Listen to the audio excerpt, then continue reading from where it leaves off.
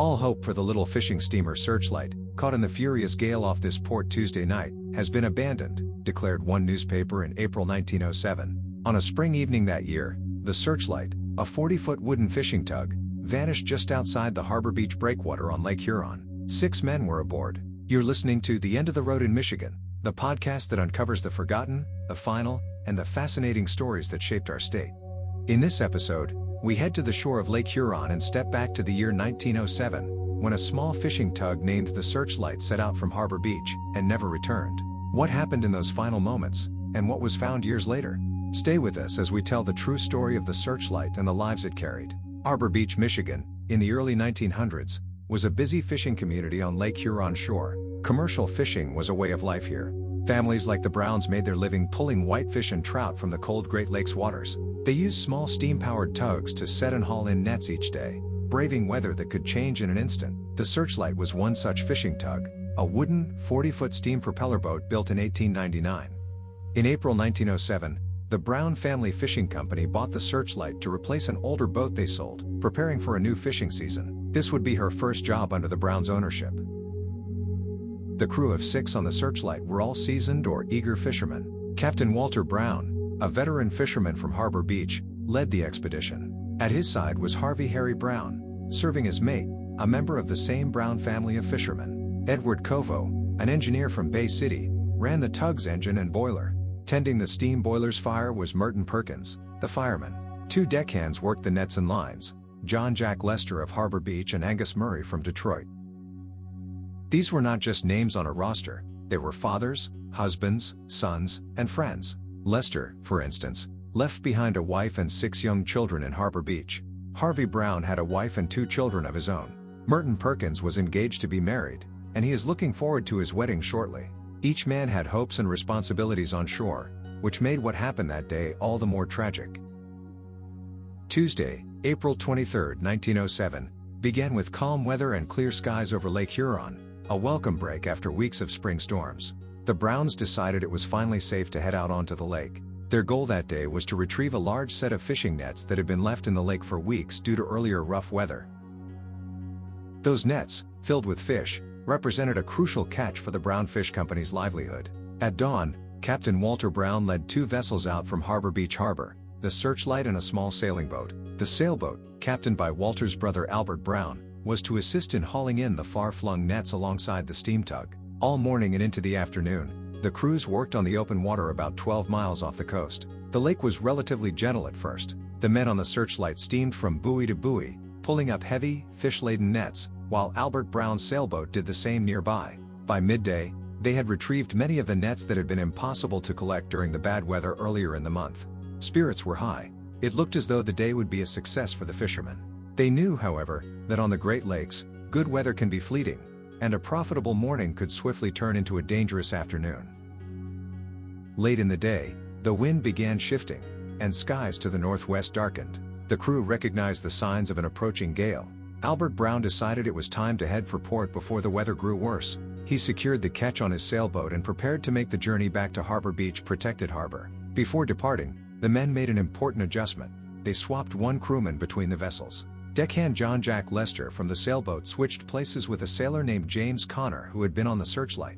This trade was made because Lester had more experience handling a sailboat, so he would be more useful to Albert Brown on the sailing vessel as it navigated home. James Connor, in turn, joined the Searchlight crew. It was a fateful decision for both men, one account later observed. Jack Lester, a family man, chose duty over safety by moving on to the tug, a choice that placed him directly in harm's way. With the afternoon waning, Captain Walter Brown was reluctant to leave immediately. The Searchlight still had a few nets in the water, and valuable fish waiting to be hauled in. Determined to finish the job, Walter told Albert Brown that he intended to stay out a little. The 2 boats parted ways. Albert's sailboat, carrying James Connor and the recovered nets, set its canvas sails and began racing toward the refuge of Harbor Beach Harbor. The Searchlight, now carrying Walter, Harvey, Covo, Perkins, Angus Murray, and Jack Lester, pressed on alone against the growing chop of the waves.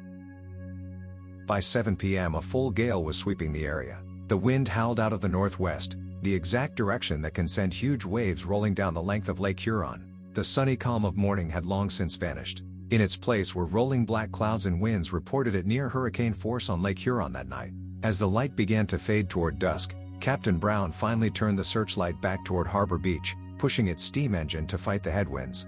The nearest shelter was the Harbor Beach breakwater, an extensive stone and concrete wall that formed a safe harbor of refuge. If the searchlight could just get inside that breakwater, the crew would be in calm water again. From the shore, the men of the U.S. Life-Saving Service kept watch. Harbor Beach was home to a life-saving station, and its crew of surfmen had a lookout tower near the shoreline.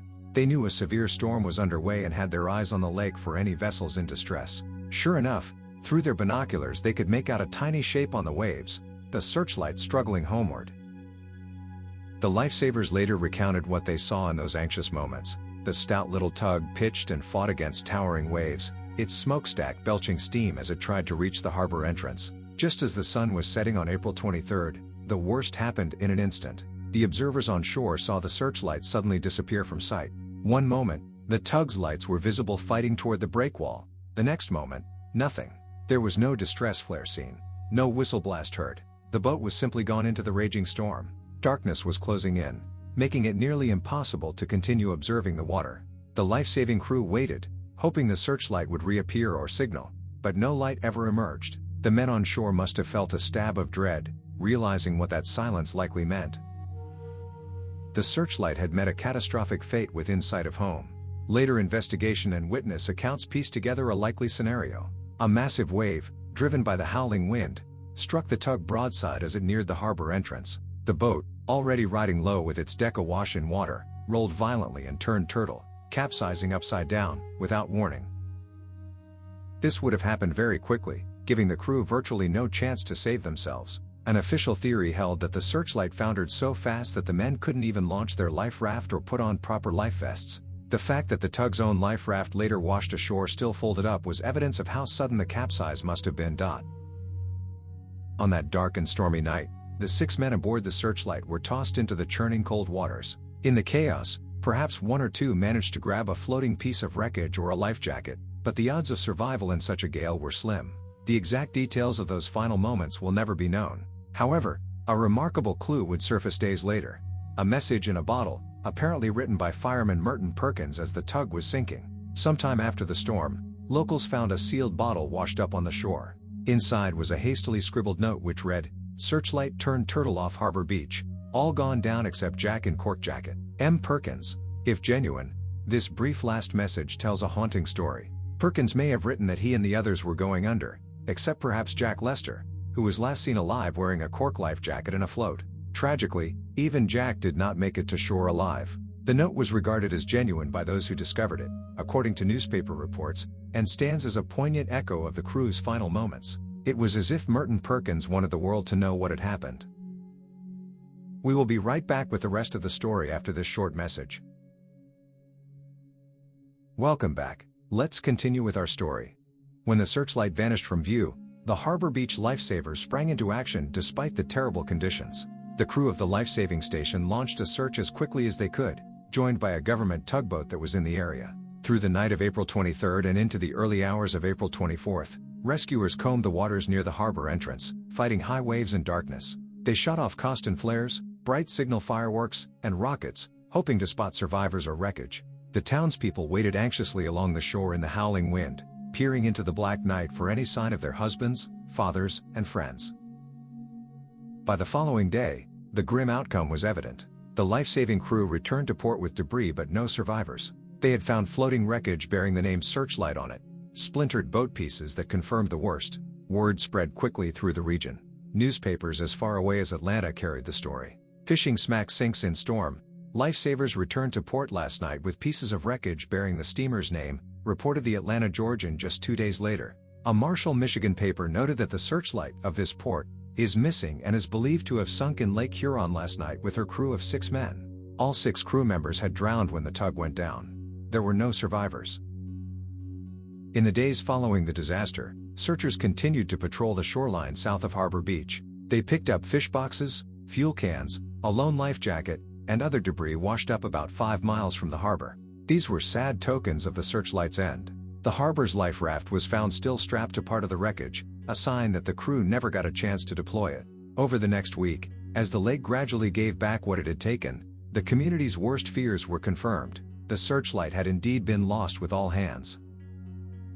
Harbor Beach was a small town, and a loss of this scale was deeply personal to the community. Many of the Searchlight's crew were local men whose families were well known in town. When it became clear that the 6 fishermen were gone, Harbor Beach went into mourning. Neighbors gathered around the bereaved families, offering comfort. Churches held memorial services for the men whose bodies were never recovered. In one household, 6 young children asked when their father, John Lester, would be coming home. An agonizing question with no good answer. The Browns, a prominent fishing family, suffered a double blow with Walter and Harvey gone.